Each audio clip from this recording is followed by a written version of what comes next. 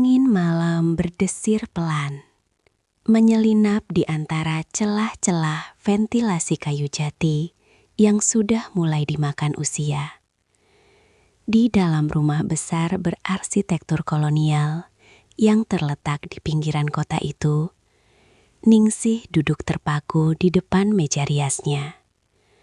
Cahaya lampu kuning temaram memantulkan wajah seorang wanita berusia 47 tahun yang masih menyisakan sisa-sisa kecantikan masa muda. Namun garis-garis halus di sudut matanya tidak bisa berbohong. Garis itu adalah peta dari ribuan hari yang ia lalui dalam ketabahan, juga ribuan malam yang ia habiskan dalam kesunyian. Sudah 5 tahun sejak suaminya, satu-satunya tempatnya bersandar, dipanggil oleh Sang Pencipta. Sejak hari pemakaman itu, rumah ini bukan lagi sebuah tempat berteduh yang hangat, melainkan sebuah kotak besar berisi kenangan yang kadang terasa mencekik. Ningsih adalah sosok yang tangguh. Ia tidak pernah membiarkan tetangga melihatnya menangis. Ia memilih menyibukkan diri di butik jahit kecil yang menyatu dengan bagian depan rumahnya. Di sana, di antara gulungan kain sutra, tumpukan benang warna-warni, dan deru mesin jahit tua, Ningsih mencoba membunuh waktu. Namun pekerjaan hanyalah tameng. Baginya, tantangan terbesar bukanlah melayani pelanggan yang cerewet atau menyelesaikan jahitan kebaya yang rumit, melainkan saat matahari mulai terbenam, ketika butik ditutup dan lampu-lampu jalan mulai menyala. Ningsih harus masuk ke dalam rumah, mengunci pintu, dan berhadapan dengan musuh terbesarnya. Gema suaranya sendiri. Rumah itu terasa terlalu luas.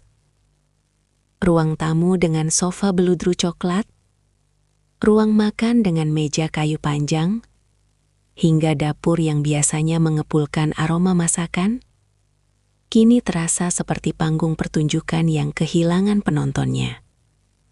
Ningsih seringkali sengaja membiarkan televisi di ruang tengah menyala tanpa henti.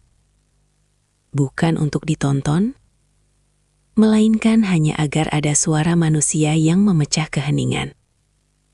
Ia butuh suara itu untuk meyakinkan dirinya bahwa ia belum sepenuhnya hilang dalam kesepian. Anak-anak sudah punya hidup sendiri, Ningsih. Kamu harus kuat, bisiknya pada bayangannya di cermin. Anak sulungnya, seorang perempuan yang sangat ia cintai, kini tinggal di apartemen mewah di pusat kota bersama suaminya. Meskipun jaraknya tidak terlalu jauh, kesibukan dunia modern seringkali hanya menyisakan waktu bagi mereka untuk mampir sebentar di akhir pekan. Membawa cucu kecilnya yang lari ke sana kemari, memberikan kecupan singkat di pipi, lalu kembali pergi saat hari mulai gelap. Setelah mereka pergi, rumah itu terasa 10 kali lebih sunyi dari sebelumnya. Anak keduanya tinggal lebih jauh lagi. Di luar pulau, sibuk dengan bisnis perkebunan yang tak bisa ditinggalkan. Sementara si bungsu masih mengejar mimpi di bangku kuliah kedokteran di Bandung, hanya pulang saat libur panjang tiba. Ningsih paham. Ia mengerti sepenuhnya bahwa burung-burung yang ia besarkan memang harus terbang meninggalkan sarang. Namun, pengertian secara logika tidak pernah bisa mengobati lubang di hatinya. Harapan satu-satunya adalah momen pergantian tahun. Bagi orang lain, itu mungkin hanya pesta kembang api. Namun bagi Ningsih, itu adalah saat di mana sarangnya kembali penuh. Tahun ini suasana rumah mulai terasa berbeda sejak 3 hari lalu. Suara tawa cucu-cucunya kembali terdengar di halaman. Aroma bumbu dapur khas Betawi, lengkuas, jahe, dan santan kental kembali memenuhi udara. Ningsih merasa jiwanya terisi kembali. Ia sibuk di dapur sejak subuh, menyiapkan rendang, opor, dan tentu saja camilan kesukaannya, pisang goreng hangat. Ia ingin semuanya sempurna. Ia ingin anak-anaknya merasa bahwa rumah ibu mereka adalah tempat paling nyaman di dunia. Namun di tengah keriuhan itu, ada sesuatu yang mengganjal di hati Ningsih. Hingga malam kedua setelah perayaan, ada satu sosok yang belum muncul. Bagas, menantu dari anak keduanya. Putrinya sudah datang lebih dulu bersama anak, namun Bagas tertahan di ibu kota. Sebagai seorang auditor di sebuah bank besar, Bagas seringkali menjadi budak korporasi, terutama di akhir tahun saat tutup buku. Ningsih mencoba bersikap bijak. Ia tidak ingin memperlihatkan kekecewaannya. "Tidak apa-apa, Nak. Pekerjaan suami itu ibadah," kata Ningsih saat putrinya meminta maaf karena suaminya belum bisa hadir. Namun jauh di dalam lubuk hatinya, Ningsih merasa penasaran. Bagas adalah sosok yang sangat berbeda dari menantu-menantunya yang lain. Pria itu berusia 35 tahun, bertubuh tegap, namun selalu membungkuk sopan jika berbicara. Masalahnya, Bagas hampir tidak pernah berbicara kecuali ditanya. Ia adalah pria yang pendiam, seolah-olah ada rahasia atau beban berat yang ia simpan rapat di balik tatapan matanya yang teduh. Selama bertahun-tahun menjadi mertua, Ningsih selalu merasa ada tembok yang tak terlihat antara dirinya dan Bagas. Bagas tidak pernah mengeluh, tidak pernah berdebat, dan selalu mengikuti apapun keinginan istrinya tanpa banyak protes. Namun Ningsih, dengan insting seorang wanita yang sudah banyak makan asam garam kehidupan, bisa merasakan bahwa kebisuan Bagas bukanlah tanda bahwa ia kosong, melainkan tanda bahwa ia terlalu penuh. Penuh oleh sesuatu yang tidak tahu bagaimana cara mengeluarkannya. Malam semakin larut. Di luar, suara sisa-sisa kembang api sesekali masih terdengar di kejauhan. Anak-anak Ningsih sudah mulai masuk ke kamar masing-masing setelah seharian bercengkrama. Ningsih sendiri masih duduk di ruang tengah, menatap jam dinding yang jarumnya berdetak seirama dengan detak jantungnya yang gelisah. Rumah ini kembali sunyi secara perlahan, satu persatu lampu kamar dipadamkan. Ningsih menghela napas panjang. Ia bangkit dari duduknya, merapikan toples-toples kue kering yang isinya sudah berkurang setengah. Ia merasa senang melihat rumahnya ramai, namun ia juga tahu bahwa keramaian ini hanya pinjaman. Dalam beberapa hari, mereka semua akan pergi lagi, dan ia akan kembali menjadi janda tua yang menunggu telepon dari anak-anaknya. Tiba-tiba, suara deru mobil terdengar di halaman depan. Lampu sorot mobil menembus kaca jendela ruang tamu, menyapu dinding-dinding kayu jati dengan cahaya putih yang tajam. Ningsih menoleh, jantungnya berdebar sedikit lebih cepat. Itu Bagas. Akhirnya dia sampai. Ningsih bergegas menuju pintu depan, merapikan daster batiknya yang sedikit kusut. Saat pintu dibuka, udara dingin malam langsung menyergap kulitnya. Di sana, di bawah lampu teras yang temaram, Bagas berdiri sambil membawa tas pundak kecil. Wajahnya tampak sangat kuyu, matanya merah karena kekelahan, dan ada garis kekelahan yang sangat dalam di keningnya. "Selamat malam, Bu. Maaf Bagas baru sampai." Suara Bagas terdengar rendah, hampir seperti bisikan yang pecah. Ningsih menatap menantunya itu. Ada dorongan aneh di dalam hatinya untuk memeluk pria itu, bukan sebagai mertua, melainkan sebagai sesama jiwa yang tampak sedang memikul beban dunia di bahunya. Namun, Ningsih hanya tersenyum hangat, senyum seorang ibu mertua yang bijak. "Masuk, Gas. Makan dulu. Ibu punya pisang goreng dan kopi kalau kamu mau," jawab Ningsih. Bagas hanya tersenyum tipis, senyum yang sangat kaku. Ia mengangguk pelan, lalu melangkah masuk ke dalam rumah. Ningsih menutup pintu jati yang berat itu, menguncinya rapat-rapat. Ia tidak tahu bahwa dengan mengunci pintu itu, ia juga baru saja mengunci dirinya sendiri dalam sebuah rangkaian kejadian yang akan mengubah hidupnya selamanya. Di ruang tengah yang remang-remang itu, Gema sunyi yang tadi ia takuti perlahan menghilang, digantikan oleh kehadiran sosok pria yang diam-diam menyimpan badai di dalam dadanya. Dan di malam yang dingin itu, benih dari sebuah rahasia besar mulai tertanam di balik dinding rumah jati milik Ningsih. Malam kelima setelah puncak perayaan Tahun Baru, biasanya membawa suasana melankolis di rumah Ningsih. Keriuhan yang sebelumnya memuncak, kini mulai menyusut, menyisakan tumpukan piring kotor dan sisa-sisa bungkusan kado yang berserakan. Anak sulungnya sudah kembali ke kota sejak kemarin, sementara anak bungsunya asyik dengan dunianya sendiri di dalam kamar, telentang menatap layar ponsel. Rumah besar itu kembali perlahan menuju keheningan alaminya. Sebuah kesunyian yang bagi Ningsih terasa seperti sahabat lama yang tak diinginkan. Di tengah suasana yang mulai mendingin itu, kehadiran Bagas menjadi satu-satunya dinamika yang tersisa. Sejak kedatangannya yang larut malam tempo hari, Bagas seolah-olah melebur menjadi bayangan. Ia bangun pagi-pagi sekali, membantu menyapu halaman tanpa diminta.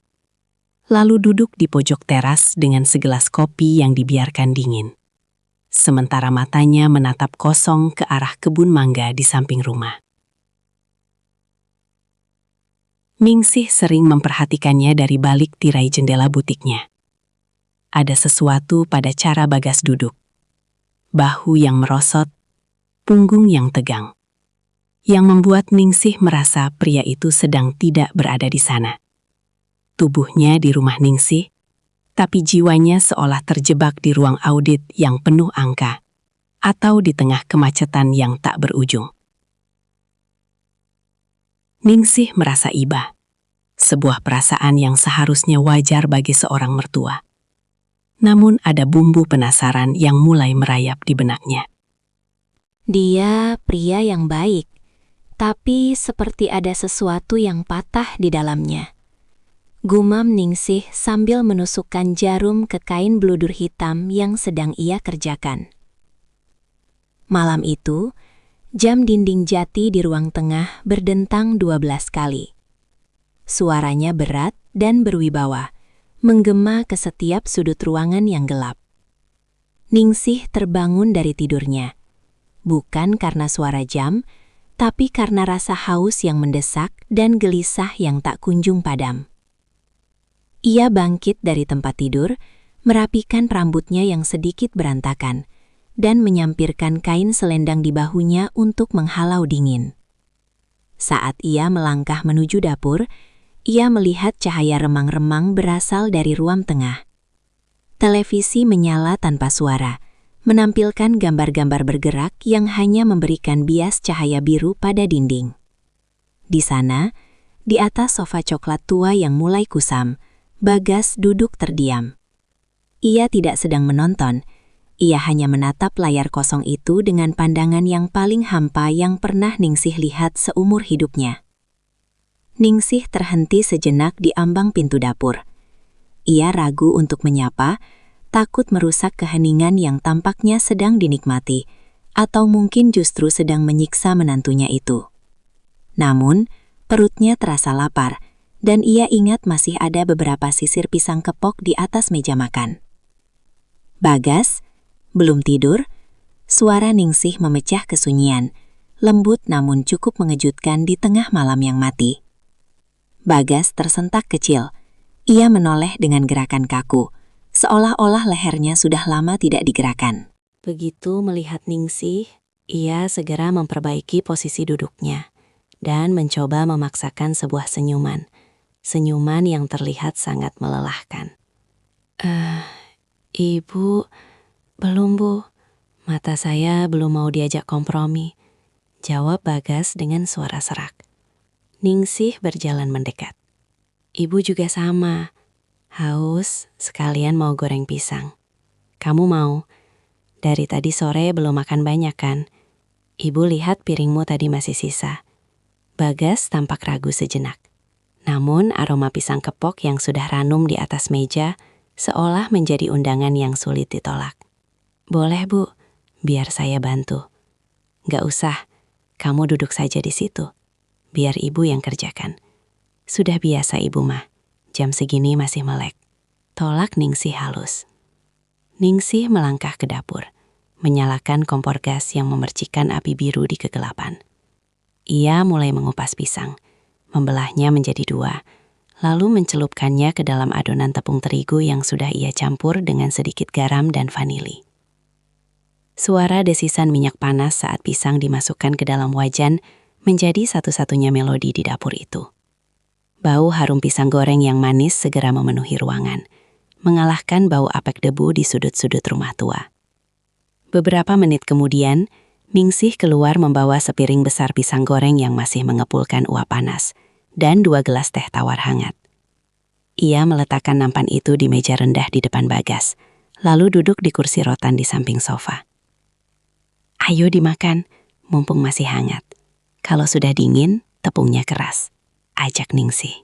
Bagas mengambil 1 potong, meniupnya pelan, lalu menggigitnya. Enak Bu, pas manisnya.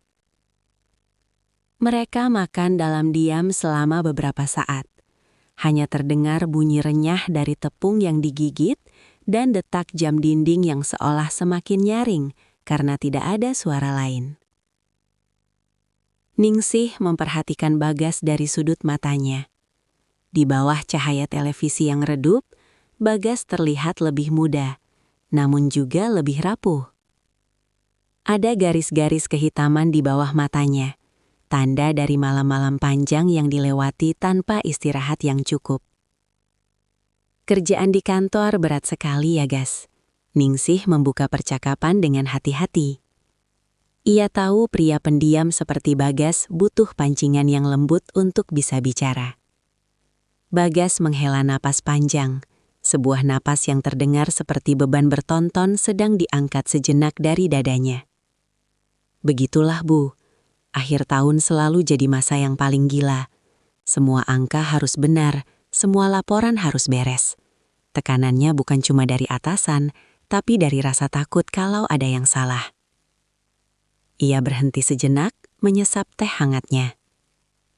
Terkadang saya merasa hidup saya ini cuma deretan angka-angka Bu. Pergi pagi saat anak-anak masih tidur, pulang malam saat mereka sudah di alam mimpi.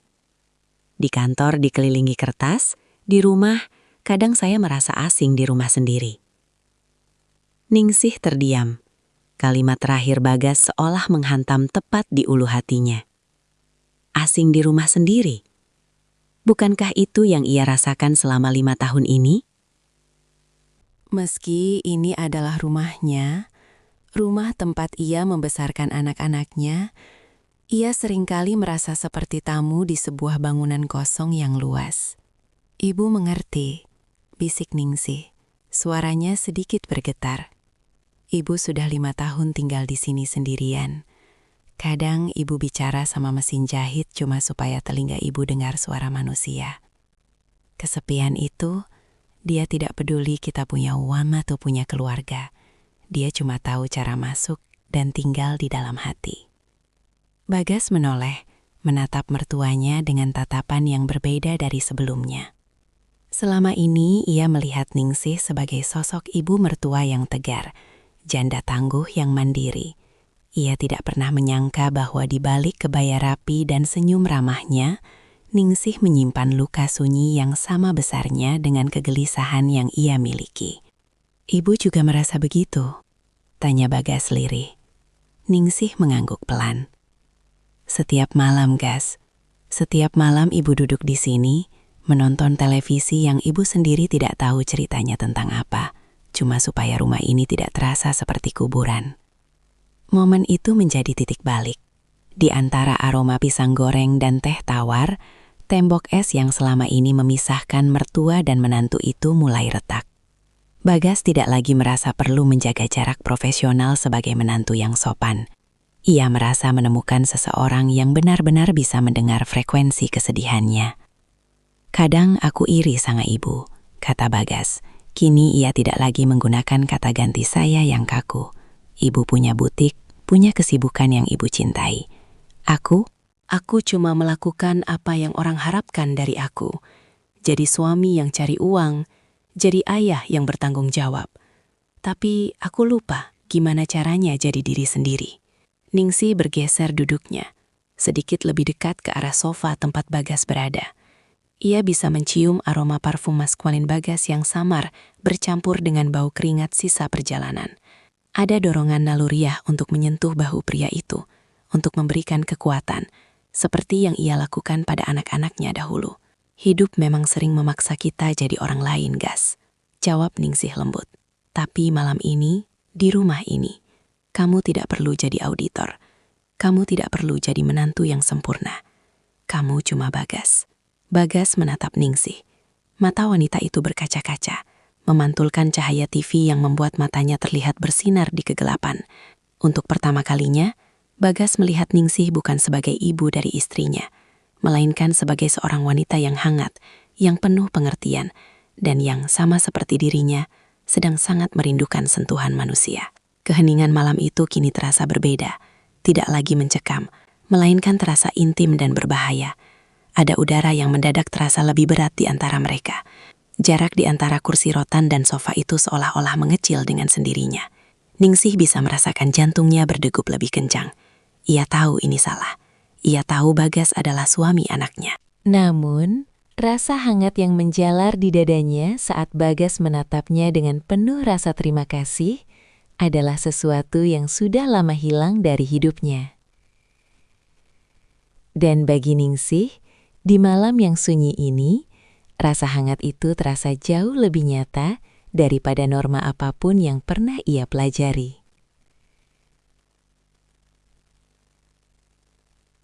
Malam kelima itu baru saja dimulai, dan di ruang tengah yang remang-remang, rahasia besar itu mulai mengulurkan akarnya. Di ruang tengah yang remang-remang itu, waktu seolah berhenti berputar.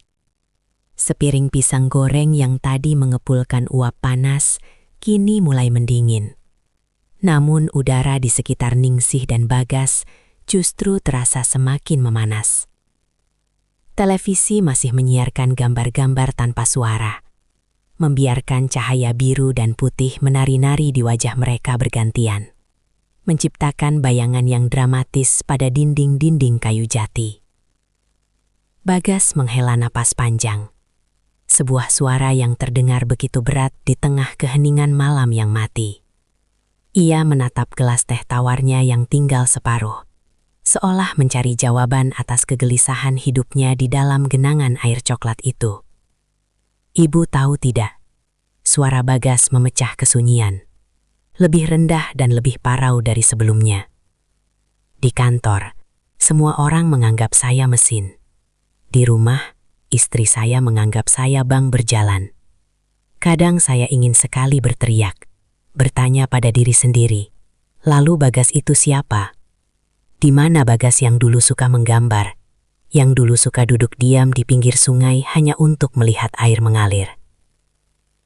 Ningsih mendengarkan dengan seluruh jiwanya. Ia tidak memotong.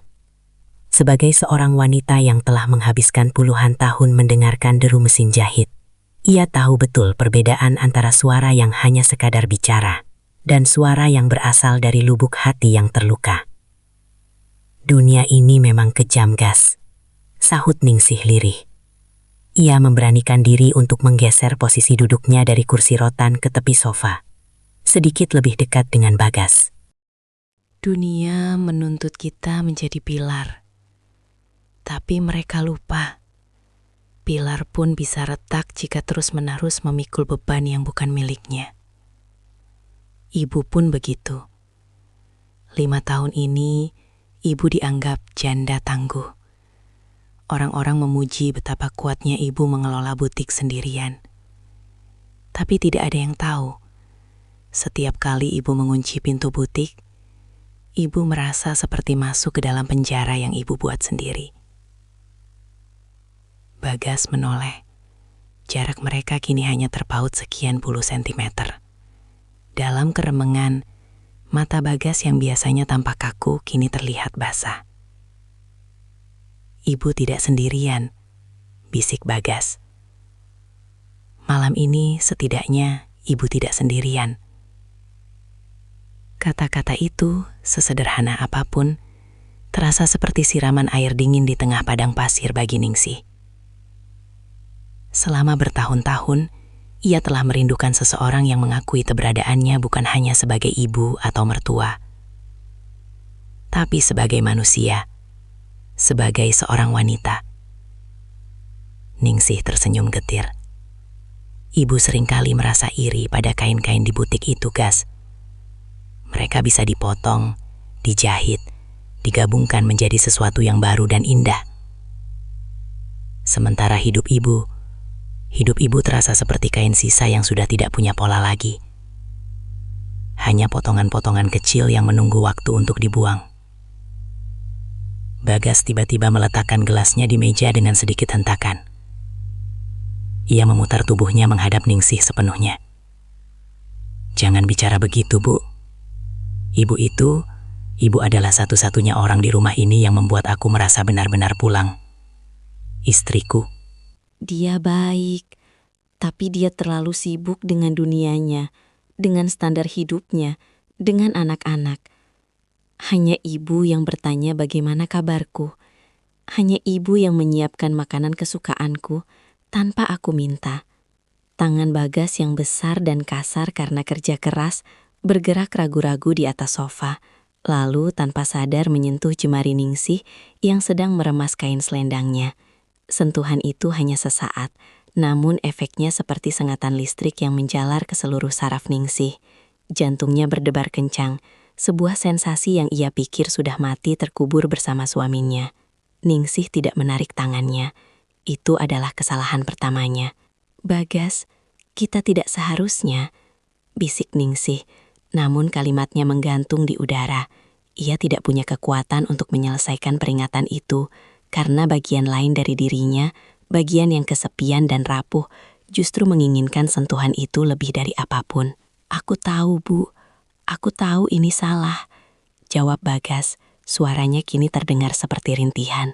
"Tapi malam ini saja, biarkan aku merasa tidak sendirian. Biarkan aku merasa ada seseorang yang benar-benar melihatku."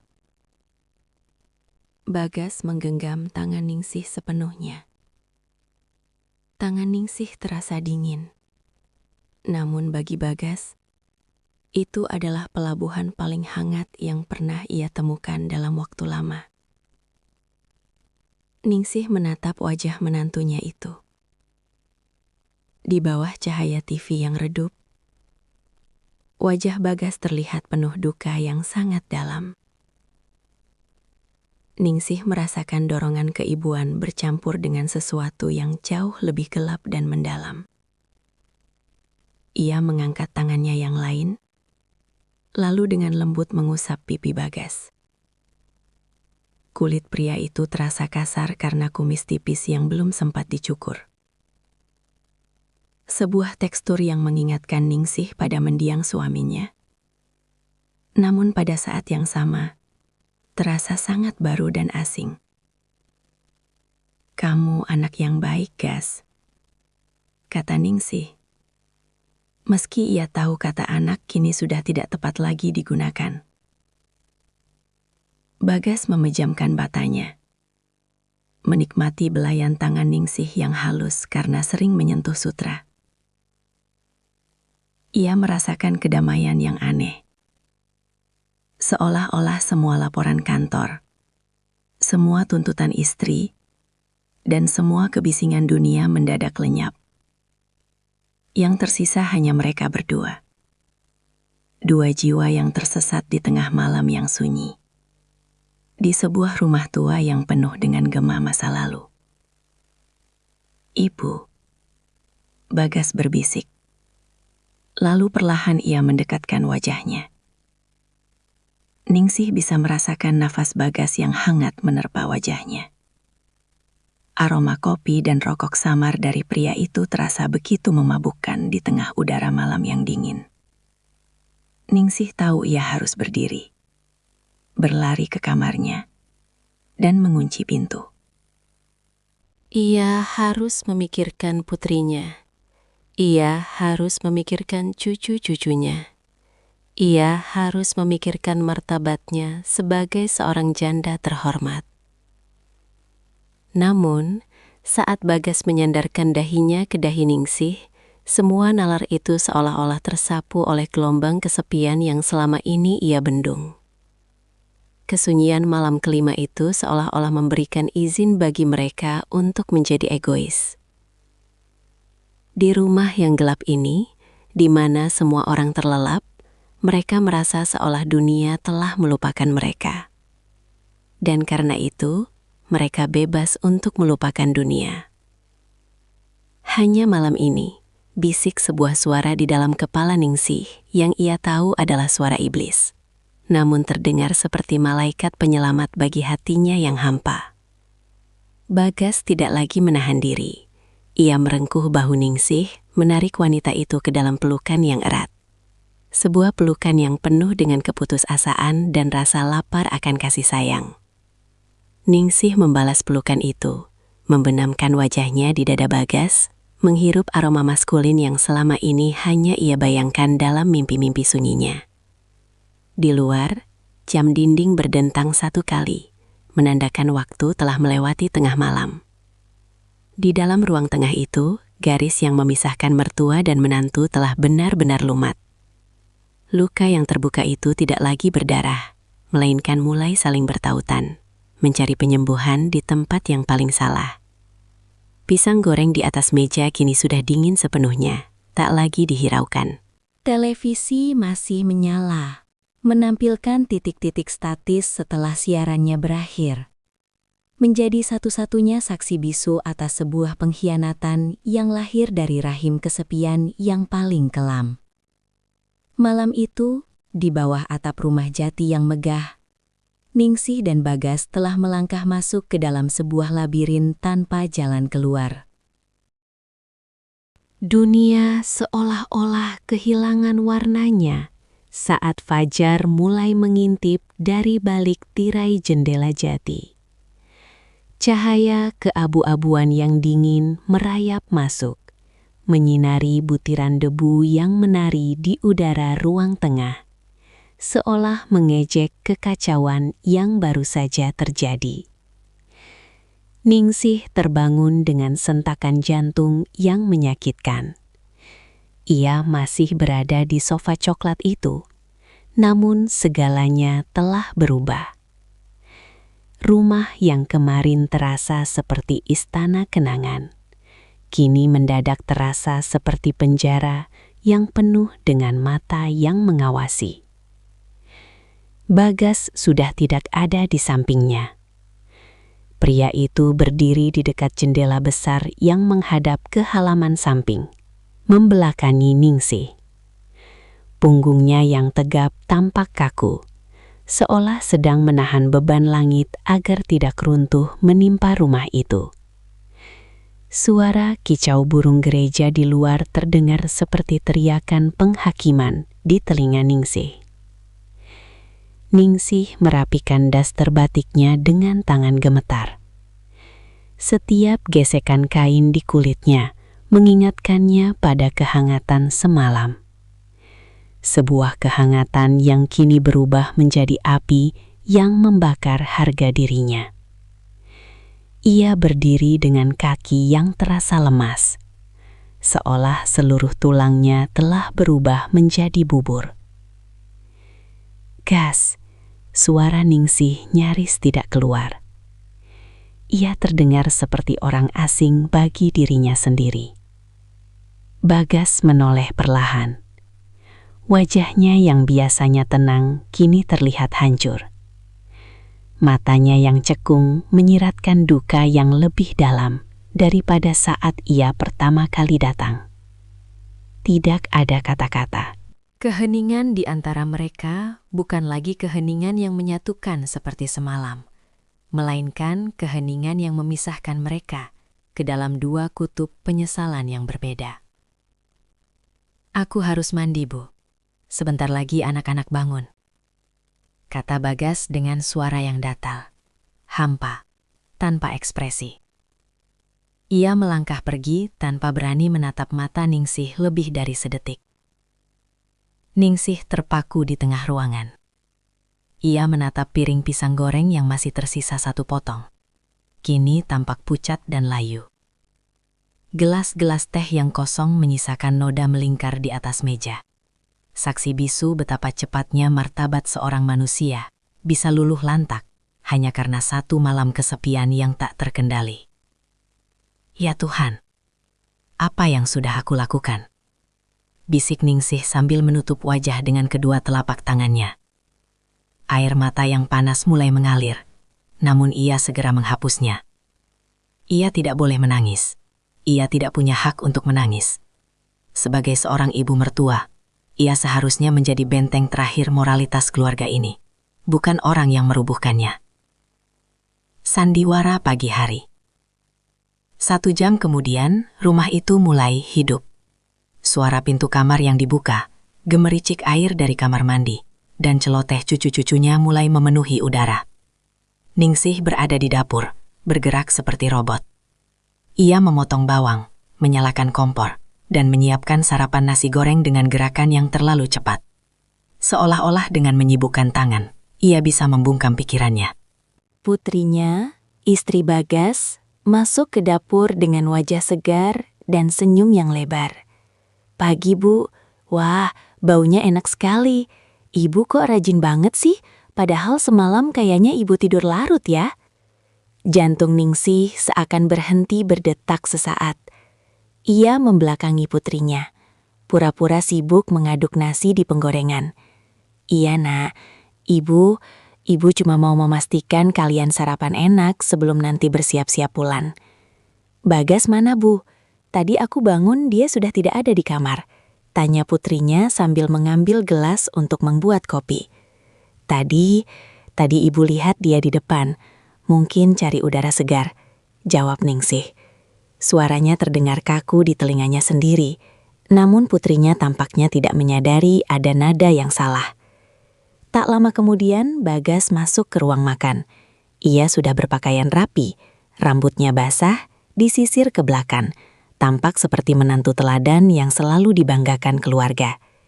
Ia duduk di meja makan, mengambil piring, dan mulai menyendok nasi goreng tanpa banyak bicara. Ningsih meletakkan piring tambahan di tengah meja. Saat tangannya bergerak, ia secara tidak sengaja bersentuhan dengan lengan Bagas. Hanya sepersekian detik, namun sensasinya seperti ledakan. Ningsih segera menarik tangannya kembali, wajahnya memanas. Ia melirik Bagas, namun pria itu tetap menunduk, fokus pada makanannya seolah-olah nasi goreng itu adalah hal paling penting di dunia. "Pak, kok diam saja? Kurang tidur ya?" tanya sang istri sambil mengusap pundak Bagas dengan mesra. Bagas tersedak sedikit, lalu mengangguk. "Iya, agak pusing sedikit. Mungkin karena perjalanan kemarin."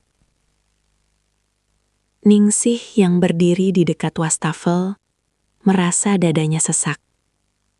Melihat putrinya menyentuh Bagas dengan penuh kasih sayang, membuatnya merasa seperti seorang kriminal. Ia merasa seperti pencuri yang telah mengambil sesuatu yang bukan haknya. Dan kini ia harus berdiri di sana, menonton pemilik aslinya menikmati apa yang tersisa. Ketegangan yang tersembunyi. Sepanjang pagi itu, suasana rumah terasa sangat mencekam bagi Ningsih dan Bagas. Di permukaan, semuanya tampak normal. Anak-anak bermain, cucu-cucu tertawa, dan obrolan tentang rencana kepulangan mengalir lancar.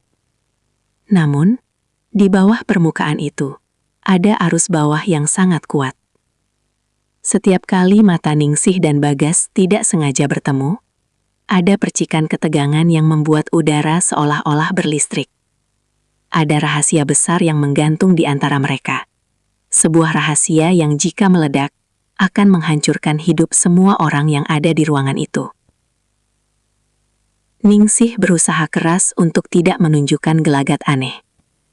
Ia berbicara lebih banyak dari biasanya, tertawa pada lelucon cucunya dengan sedikit terlalu keras, dan terus-menerus bergerak. Ia takut, jika ia diam barang sedetik saja, wajahnya akan mengkhianati perasaannya. Ia takut orang-orang akan melihat sisa-sisa malam itu di matanya yang sembab. Sementara itu, Bagas kembali ke sifat aslinya, pendiam. Namun kali ini, pendiamnya terasa berbeda. Ia bukan lagi pendiam karena lelah atau tertutup, melainkan pendiam karena takut. Ia menghindari kontak mata dengan Ningsih sebisa mungkin. Namun, justru itulah yang membuat suasana semakin aneh bagi Ningsih. Penolakan Bagas untuk menatapnya justru menegaskan bahwa apa yang terjadi semalam adalah nyata, bukan sekedar mimpi buruk yang bisa dihapus. Menjelang siang, saat anak-anak sedang berkemas di kamar, Ningsih pergi ke teras samping untuk mengambil jemuran kain serbet. Di sana, ia menemukan Bagas sedang berdiri sendirian, merokok dengan terburu-buru. "Gas," panggil Ningsih lirih. Bagas menoleh, matanya terlihat liar sesaat sebelum kembali layu. "Bu, kita tidak bisa melakukan ini. Ini salah. Ini gila. Ibu tahu, Gas. Ibu tahu," jawab Ningsih dengan suara yang hampir pecah. "Kita harus melupakan semuanya. Anggap saja semalam tidak pernah terjadi. Demi mereka, Gas. Demi anak-anak." Bagas membuang puntung rokoknya dan menginjaknya dengan keras. "Bagaimana caranya melupakan sesuatu yang terasa begitu nyata, Bu? Setiap kali aku melihat istriku, aku merasa seperti iblis. Kamu harus bisa, Gas. Kamu harus kuat." Ningsih mendekat satu langkah, namun segera berhenti. Ia menyadari bahwa jarak di antara mereka kini bukan lagi sekedar jarak fisik, melainkan jurang moral yang sangat dalam. "Ibu akan menyimpan ini sampai mati. Kamu juga harus begitu. Jangan pernah katakan pada siapapun. Selamanya." Bagas hanya menatap Ningsih dengan pandangan yang penuh penderitaan. Ia ingin berkata sesuatu, mungkin sebuah permintaan maaf, atau mungkin sebuah pengakuan bahwa ia tidak menyesal sepenuhnya. Namun, suara putrinya yang memanggil dari dalam rumah memutus momen itu. "Pah, tolong bantu angkat kopar." Bagas menarik napas panjang, merapikan bajunya, dan kembali memakai topeng menantu sempurna. Ia berjalan melewati Ningsih tanpa menoleh lagi. Ningsih berdiri mematung di teras, memeluk serbet-serbet bersih di dadanya, merasakan air mata yang akhirnya jatuh membasahi kain itu. Ia menyadari bahwa mulai hari ini, kesepian yang ia rasakan akan memiliki rasa yang baru. Bukan lagi kesepian karena ditinggalkan, melainkan kesepian karena menyimpan rahasia yang paling kelam. Ia telah menyelamatkan keluarganya dari kehancuran dengan kesepakatan diam ini. Namun ia telah menghancurkan jiwanya sendiri dalam prosesnya. Ambang jurang itu masih ada di sana, menganga lebar. Dan Ningsih tahu, meskipun ia tidak jatuh ke dalamnya, ia akan selamanya berdiri di tepiannya, menatap kegelapan yang ia buat sendiri. Mobil SUV perak milik Bagas perlahan bergerak mundur, meninggalkan jejak ban di atas tanah halaman yang masih basah oleh embun pagi. Ningsih berdiri di teras, tangannya melambai dengan kaku, sementara wajahnya dipaksa untuk tetap mengulas senyum terbaik yang bisa ia ciptakan. Di dalam mobil itu, putrinya melambaikan tangan dengan riang, sementara cucu-cucunya menempelkan wajah ke kaca jendela sambil berteriak, "Dadah nenek, nanti main lagi ya. Hanya Bagas yang tidak menoleh. Matanya terpaku lurus ke depan. Kedua tangannya mencengkram kemudi dengan begitu kuat hingga buku-buku jarinya memutih. Bagi dunia luar, itu adalah pemandangan perpisahan keluarga yang manis. Namun bagi Ningsih, deru mesin mobil itu terdengar seperti lonceng kematian bagi ketenangan jiwanya. Begitu mobil itu hilang di tikungan jalan, Ningsih menurunkan tangannya. Seketika itu juga, senyumnya luruh, digantikan oleh gurat kelelahan yang luar biasa. Ia berbalik dan masuk ke dalam rumah. Saat pintu jati itu tertutup dengan suara dentum yang berat, Ningsih merasa seolah-olah seluruh oksigen di dalam rumah itu mendadak lenyap. Rumah itu kembali sunyi. Namun, ini bukan sunyi yang biasa ia kenal. Bukan lagi sunyi yang kosong, melainkan sunyi yang berisik oleh tuduhan. Setiap sudut ruangan seolah-olah memiliki mata dan mulut yang berbisik, menghakiminya atas apa yang terjadi di sofa ruang tengah beberapa jam yang lalu. Saksi bisu yang menghakimi. Ningsih berjalan menuju ruang tengah dengan langkah terseret. Ia menatap sofa coklat itu. Di matanya, sofa itu kini tampak seperti monumen dosa.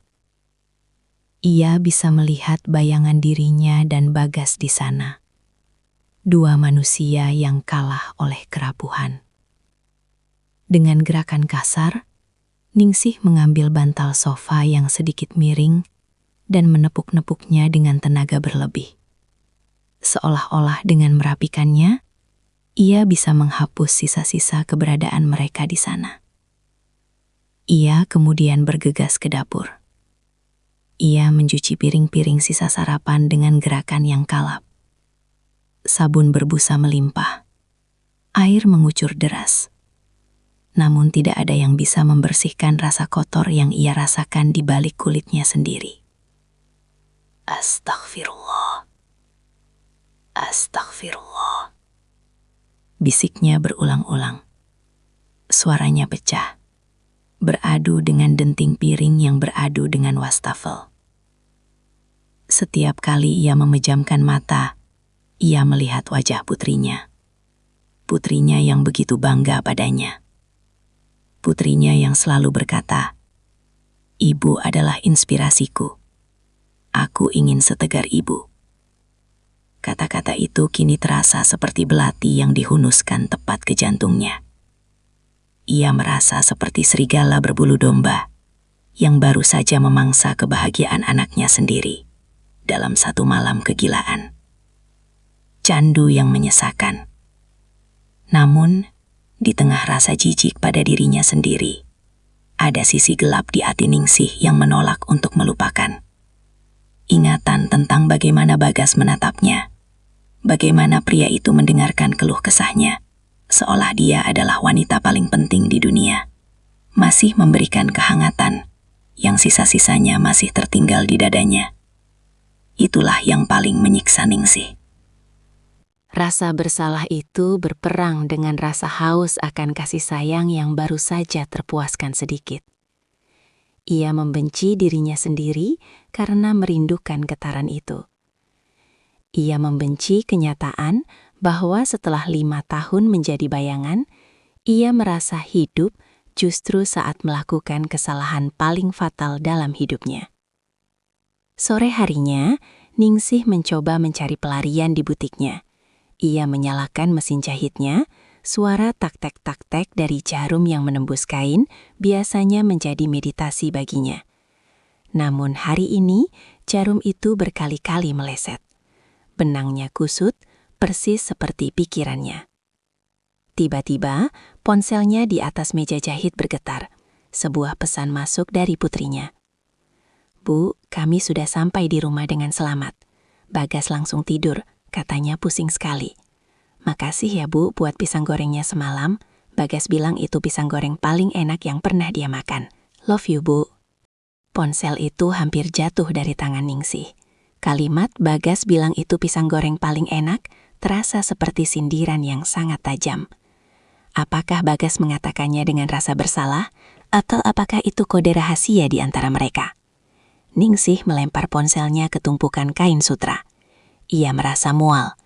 Ia merasa seolah-olah seluruh keluarganya sedang menari di atas bom waktu yang ia pegang pemicunya. Doa di atas sajadah yang basah. Malam tiba dan ketakutan Ningsih memuncak.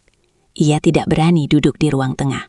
Ia mengunci diri di kamar, menyalakan lampu seterang mungkin, seolah-olah cahaya bisa mengusir bayang-bayang dosa.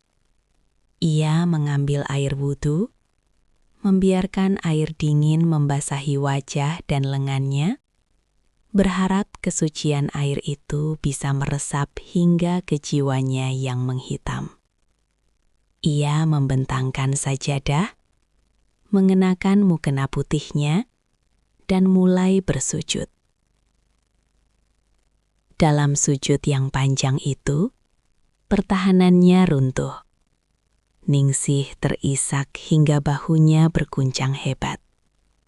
Di atas kain sajadah itu, ia mengadu pada Sang Pencipta. Ya Allah, hamba adalah wanita yang lemah. Hamba tersesat dalam kesepian hamba sendiri.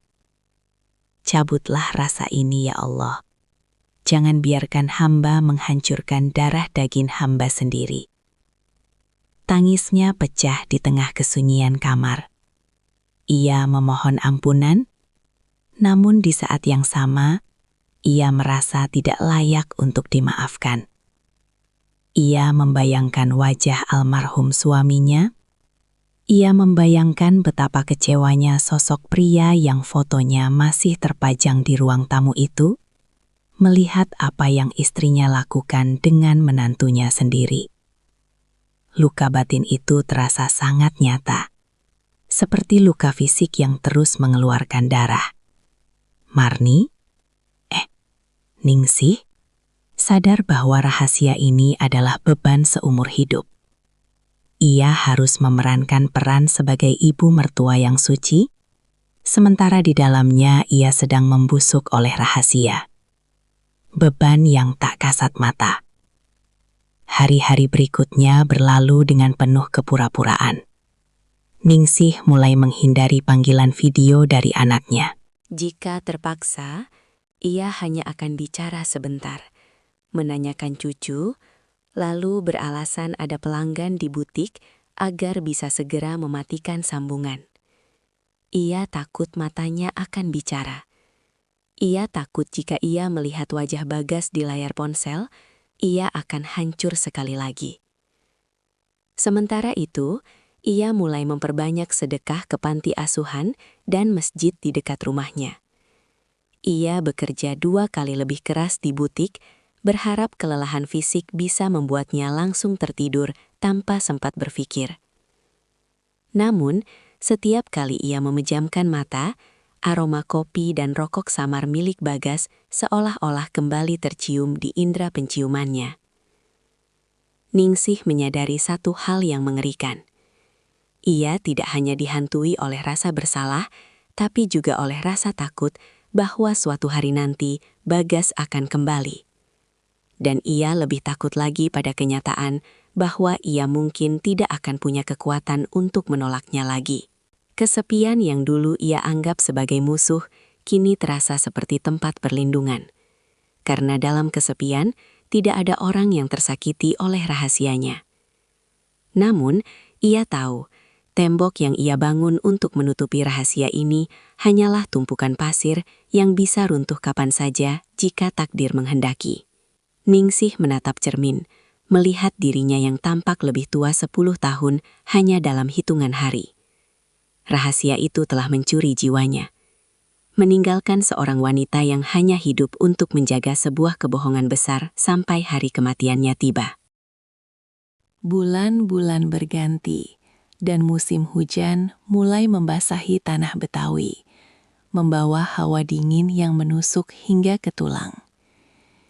Di rumah besar itu, Ningsih menjalani hidupnya seperti sebuah jam mekanik yang terus berdetak tanpa nyawa.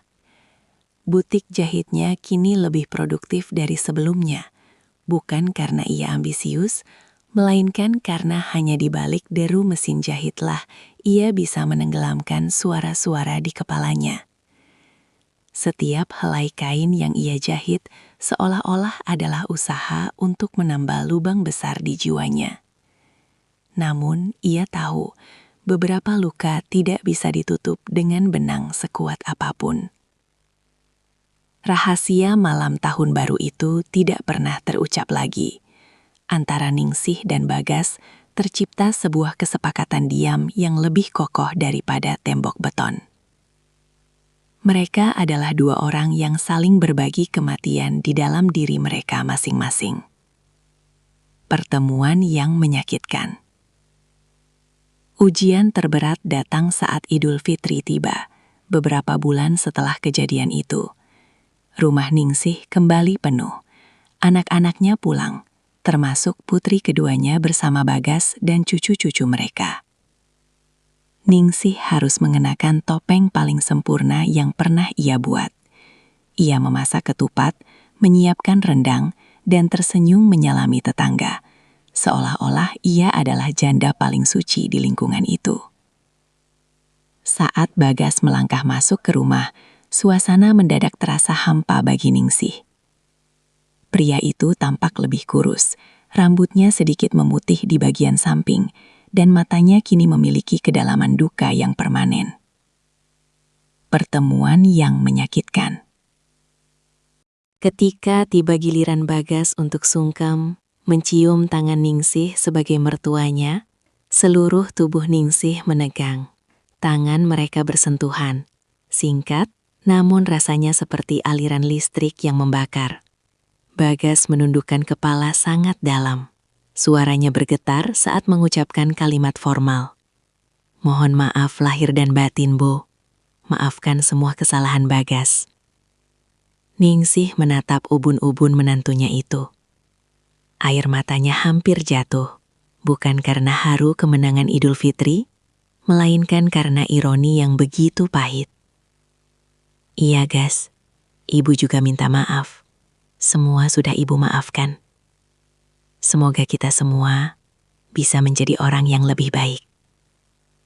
Jawab Ningsih dengan suara yang hampir tercekat di tenggorokan. Di ruang tamu, di depan anak dan cucunya, mereka adalah mertua dan menantu yang saling menghormati. Namun di dalam batin, mereka adalah dua orang asing yang terikat oleh rantai dosa yang tak terlihat. Bagas tidak pernah lagi berlama-lama di dapur atau ruang tengah. Ia lebih banyak menghabiskan waktu bermain dengan anak-anaknya atau berpura-pura tidur lebih awal. Mereka saling menghindari, bukan karena benci, tapi karena melihat wajah satu sama lain adalah cara tercepat untuk memanggil kembali rasa bersalah yang menyesakkan dada. Penebusan yang sunyi. Tahun-tahun berlalu dengan cepat. Anak bungsu Ningsih lulus kuliah, putri sulungnya pindah ke luar negeri, dan Ningsih semakin menua. Rambutnya kini memutih sepenuhnya. Butiknya sudah ia tutup karena matanya tak lagi kuat melihat lubang jarum. Namun rumah itu tetap ia tinggali sendirian. Bagas, di sisi lain, berubah menjadi suami yang luar biasa perhatian. Ia seolah-olah mendedikasikan sisa hidupnya untuk menebus satu malam kesalahan itu. Ia tidak pernah lagi mengeluh pada istrinya. Ia menjadi ayah yang sangat hadir untuk anak-anaknya. Orang-orang melihat keluarga mereka sebagai teladan keluarga harmonis. Namun, setiap kali Bagas duduk sendirian di kantornya yang mewah, ia seringkali termenung menatap ke arah jendela, teringat pada aroma pisang goreng dan kehangatan yang pernah ia temukan di rumah mertuanya. Ningsih pun mencari jalannya sendiri. Ia menjadi lebih religius. Ia menghabiskan waktunya di masjid, membantu mengajar mengaji anak-anak yatim, dan menyedekahkan hampir seluruh harta peninggalan suaminya. Ia berharap Tuhan melihat usahanya untuk membersihkan noda yang tak terlihat itu. Namun setiap kali ia bersujud, bayangan malam itu tetap muncul, bukan sebagai kenangan manis, melainkan sebagai pengingat akan kerapuhan manusia. Senja yang tak terelakkan. Suatu sore di usianya yang ke-65, Ningsih duduk di kursi rotan di teras samping, tempat ia dan Bagas pernah berbicara. Ia menatap matahari yang perlahan tenggelam, mewarnai langit dengan semburat jingga dan ungu yang megah. Tubuhnya mulai sering sakit-sakitan, dan ia tahu waktunya mungkin tidak lama lagi. Telepon genggamnya bergetar. Sebuah video call dari cucunya, yang kini sudah beranjak remaja. Di latar belakang, ia melihat Bagas sedang memanggang daging di halaman belakang rumah mereka. Tampak bahagia dikelilingi anak-anaknya. Bagas sempat menoleh ke kamera, melambaikan tangan, dan tersenyum tipis pada Ningsih. Ningsih membalas senyuman itu. Di momen itu, Ningsih menyadari sesuatu. Rahasia ini telah mengubah mereka menjadi orang yang lebih baik melalui cara yang sangat menyakitkan. Mereka menjadi lebih rendah hati, lebih waspada terhadap godaan, dan lebih menghargai keluarga, karena tahu betapa mudahnya semua itu dihancurkan. Rahasia ini akan mati bersamaku, bisik Ningsih pada angin senja. Ia tidak pernah menyesal telah memberikan kehangatan pada jiwa yang lapar malam itu. Namun, ia akan selamanya menyesali pengkhianatan yang menyertainya. Baginya, itu adalah salib yang harus ia panggul sendirian. Ia telah memilih untuk diam, membiarkan dirinya sendiri yang terbakar oleh api rasa bersalah, agar anak-anaknya tetap bisa hidup dalam cahaya kebahagiaan yang terang benderang. Penutup, Gema di Rumah Jati. Beberapa tahun kemudian, Ningsih berpulang dengan tenang di kamarnya. Saat pemakaman, Bagas berdiri paling depan di samping liang lahat. Ia membantu menurunkan jenazah mertuanya itu dengan tangan yang gemetar hebat. Saat tanah mulai menutupi papan kayu, Bagas membisikkan doa yang tidak didengar oleh siapapun, kecuali tanah dan Tuhan. Terima kasih, Bu. Terima kasih sudah menjaga rahasia ini. Dan maafkan aku, isaknya pelan, tertutup oleh suara talqin yang dibacakan Ustadz. Rumah jati itu akhirnya dijual.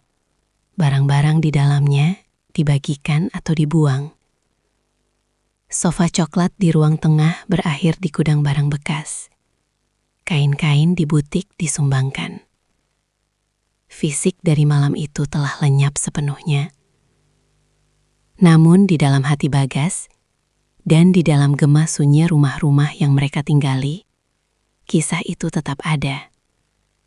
Sebuah pengingat abadi bahwa kesepian adalah kekuatan yang sangat besar. Ia bisa meruntuhkan gunung moralitas, namun ia juga bisa menjadi rahim bagi penebusan yang paling sunyi.